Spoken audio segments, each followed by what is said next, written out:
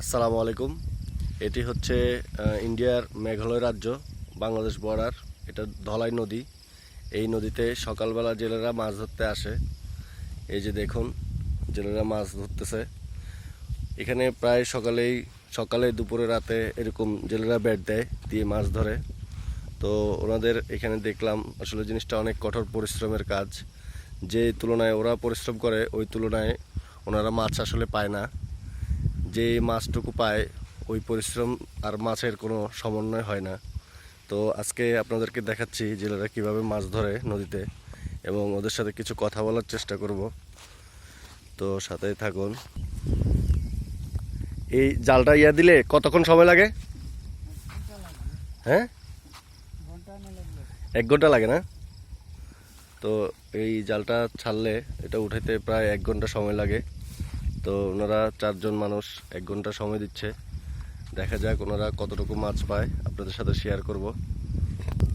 মুরব্বী, কত বছর ধরে আপনি এই কাজ করেন? 10 বছর না? ও, 10 বছর থেকে ওনারা এই কাজ করতেছে। ও,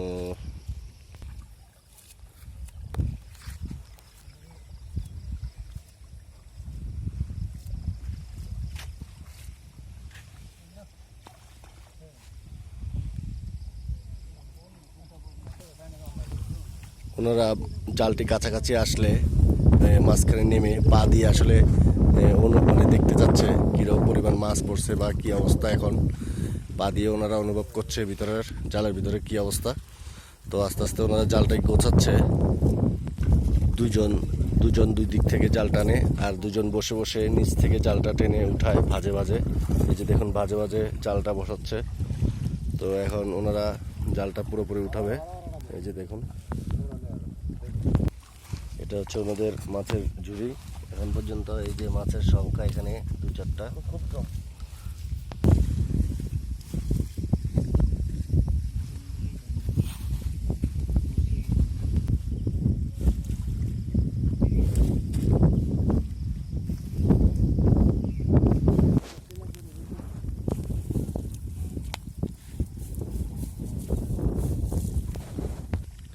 এখন ওনারা 4জনে জালটিকে গোছায় এনেছে।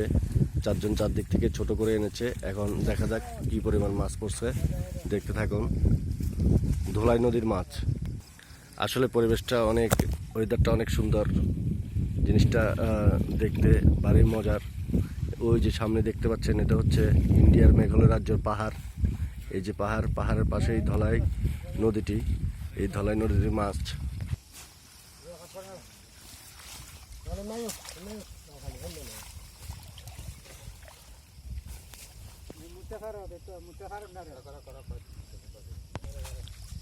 এই যে জালটি বড়ানোর পরে অনেক ময়লাও উঠেছে।